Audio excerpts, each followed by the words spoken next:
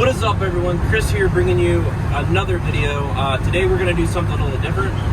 As you can see, I'm in the middle of driving a 1963 Ford F100. Hopefully you can hear me. This is not just like any other vehicle. This is, you know, way before my time when a truck was a truck. It's basically a 1950s diner, except for running on the road. So, 3 on the tree. I've never driven 3 on the tree. It took me about maybe 5 minutes to learn how to do it. It's not that hard. I've driven a manual for years, so this kind of hand to hand, you kind of the same concept almost. But so this is my girlfriend's father's truck. It's been in her family for 3 generations, and she was telling me it's been in a few accidents. Her dad hit a deer with it, but this is probably the type of truck where if you hit a deer, you wouldn't really be calling your insurance company to get anything replaced, because this thing is, I mean, everything in this truck is either like steel or metal. But I just kind of wanted to do this video because it's really cool to see something kind of this old still being driven. Her dad does use it for going to the dump and small stuff like that. Nothing too big, so it does get out on the road and get a little life. But it's really different and but really cool to see like what it's like, back in this time period to be able to drive something like this. So we're gonna just drive a little bit, and then I'm gonna let her dad kind of talk and give you the history and rundown of this vehicle. I know it's nothing exciting, but to me it's really cool, so I kind of want to give the channel just something a little different than what most people do. But I know for a fact this truck is probably the perfect coyote swap truck. I know a lot of people do coyote swap F100s, so I thought it was kind of very fitting for the channel for this. But everything on this truck is stock. The color, the paint, except for the seat cover. Even when you pull the seat back, it's got like original Coke bottles from probably the 70s, right? Probably the 60s. Probably the 60s. I guess just when you had to get gas and stuff the older way. Is that? He said that if he ever ran out of gas, he's got a hose and a Coke bottle to steal some from someone else. There you go. To prime the engine. Priming engines. Like nowadays, it's just a computer, EV cars and all that. So I have my girlfriend filming on the camera, so I didn't have a suction mount for the camera, unfortunately, so I figured this would be the easiest way to do it. This truck does have heat, but it does not have AC. Your AC is basically opening that, but I'm trying to let you guys hear me, so. Alright. Ooh. No power steering. Yeah, no power steering, so this is basically like if you were to drive like a drag box body or something. That's why the steering wheel's so big. The steering wheel is really big for such a small truck. I was told this truck only makes, it's a V6. It's an original motor and all that, so it only makes like 140, I believe. But the V8 option for this year didn't make that much more horsepower. But again, that's when a truck was a truck. Trucks back then were just kind of used for the everyday, I guess, common working man. Didn't really care what happened to it. You beat it up. As long as the engine and transmission still ran, you didn't really, throw in your Carhartt and get to work. Bring your hammer, whatever. Now, it's crazy to think that trucks have come this far. Like, trucks now, you have the Z71, like my Tahoe, your 4Runners, a limited edition. It's still like a sport utility vehicle. Denali's, trucks are, even the new Tundras are like $60,000 to $70,000 alone, and each truck has at least 3 additions to it. And then this was back then. Oh yeah. You want a truck? I don't know how much trucks cost back then. 5,000. Oh, you want manual? You want power windows? All we have is manual.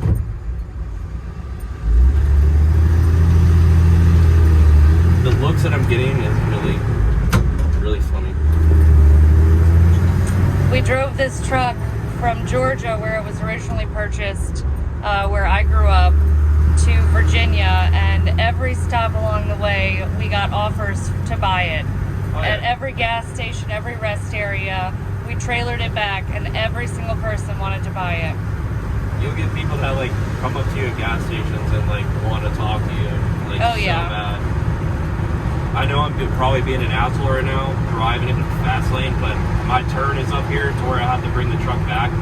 I'm not going to go that far with it, so I'm probably pissing off a lot of people. But I don't want to be in the slow lane and then have to like try to accommodate for the slowing down or something to make that turn. So overall, my experience is like, I mean, I know the truck is like kind of, the steering wheel kind of makes it have a mind of its own, but it's not like you can just cruise along basically. It's not that hard. It's the suspension, you know, it's not the greatest, but you're kind of just chucking along. That's basically, if I had to describe this truck, that's what you're doing. We're going, get in, we're going to get ice cream. Get in, we're going to the dump. I got to go by Lowe's and, you know, pick up some lumber and get some nails, and we're going to build a shed or something. I don't know. I don't know what kind of vibe this truck really gives off. Back then, I feel like this truck's vibe was, it would have probably given off like, that guy, that guy's a working man. Dependable and reliable. Exactly. Nowadays, it's like, that guy, probably not much like his father, but at least he has an old truck. Like, that's interesting. I want to go talk to him and hear his story, like how he got this vehicle. So, I don't know. We're just cruising along. I was told not to go over 45 because I don't want the truck to flood out. That's a common problem you don't hear nowadays. It's just amazing how far technology has come in vehicles, especially like, you know, coyote swapping a car. Like, it's amazing people still drive these, coyote swap these, and just drive them. There are quite a few people that I've seen, like their YouTube channel, one of them daily drives this as a coyote swap. Alright, so we're almost up to the turn. I'm going to take the truck back to the parking lot that we basically did the shots in, and I'm going to get kind of a brief rundown history with my girlfriend's dad. My girlfriend owns a 4Runner. About a year and a half ago, I posted a video about the mods that she wanted to do in the 4Runner, so if you don't know who she is, just go find that video or see the thumbnail, I guess, or if you follow me on social media, you'll know. But so, really gracious to drive this truck, and I think it's, you know, just a really cool history piece, just to kind of see what it was like in this era to drive something like this, or kind of the feel. So, all right, so yeah, we're gonna head back to the parking lot and get a little brief rundown of the history of it, and I'll see you guys at the parking lot. All right, guys, so we're back at the parking lot. So we're basically just gonna do like a little rundown almost of what makes this truck kind of different, unique. A little maybe family history or something. So I was told that this truck from the factory has a different bed than I guess you would call it cabin. Cab area for basically. So my girlfriend's father didn't want to be on camera, but for any questions, he's gonna just talk, so you hear him talking in the background. So it works either way. So you were telling me like how the body line here doesn't match up right here because it should be here. With the cab and the bed should have a trim line that matches, but they ran out of production as they eliminated the unibody. And for this half of the model year, they put these together with whatever parts they could get from older or newer, or from the larger trucks. It's a bit of a Frankenstein. Okay, so it's like, I mean, that's, most Frankensteins are like, you know, race cars, drag cars. That's pretty cool though. Like you were saying, this, I mean, this is like, you know, probably worth more money because of that factor. Yeah, I don't know. I never tried to sell it. But I mean, I'm pretty sure you've had people try to buy it from you. She Yeah, was I telling get me. offers Yeah, often. she was telling me that when y'all came back from Georgia, y'all had like every gas station. People were like, yeah, like how much do you want for it? Yeah. But I mean, if you drive a vehicle like this today, like Cars and Coffee or something, you'll probably, you know, stop at a gas station, you'll probably get like 100 people that want to talk to you about it. Go to the dump. You go take the trash off, and they ask. Like, hey, you're looking to get, you know, cash offer on that. So I was also being explained, so the way you lock this is you push the handle forward. So there's no, like, when you're in a vehicle, you know, hit the little, pull the little tab, I guess, or whatever, locks the door. You do this, pull forward, and it locks it. That is, and then just open it this way. And if you're going down the road and you operate it the wrong way as a kid, your father will catch you as you start falling out the door. At least that's how it works. It's a nifty safety feature. like I was saying, this was the AC back then for just, you know, your simple vehicles, and a lot of people don't know about this. You know, I even grew up with the crank windows. Christian, the knob just inside the door on the dash, that opens a vent at the floor. Pull it out. That's your heat. No, that's your. Oh, that's your AC for your lower feet. compartment AC. And if the floor is dirty when you open that up, Everything's just gonna go everywhere. Now, did the truck come with like a floor mat liner like this too? that's the original. That's what came in it. So that's Everything's original except the brakes on the front. And the brakes on the front, you couldn't get. They had a unique brake system on the front that you haven't been able to get parts for forever. So when I couldn't drive it anymore, what we eventually did was bought a power brake kit.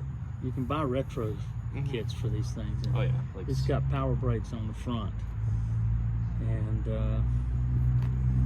it's original wheels and all of that. But the brakes have been switched to power brakes in the front, and I replaced the gas tank. And these are not the original like tire size either, so it's smaller tires. It's bigger tires than they were. They're thicker, they're wider, and taller. It messes up the speedometer.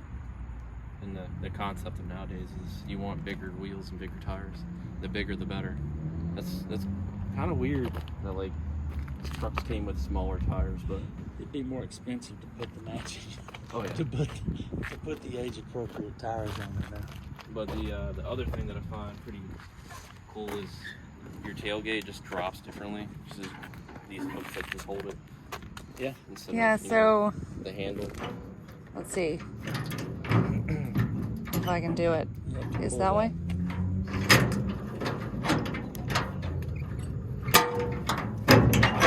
There we go.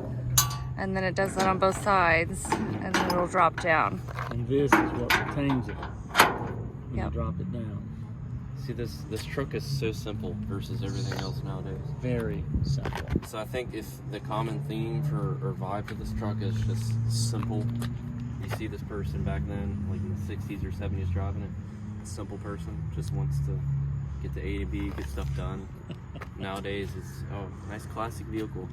What is the story behind it? So it was definitely a cool time to drive this truck and just, you know, feel what it was possibly like to drive it in that era, that year, you know, that generation. But you know, overall I think this truck is pretty cool, and I think it's one for you know, hopefully sticks around a lot longer.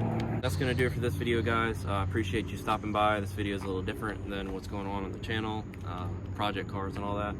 Thought it was really cool just to do something, you know, historic like. So I appreciate you guys. Make sure to give this video a thumbs up, and I will catch you guys in the next video. Have a good one.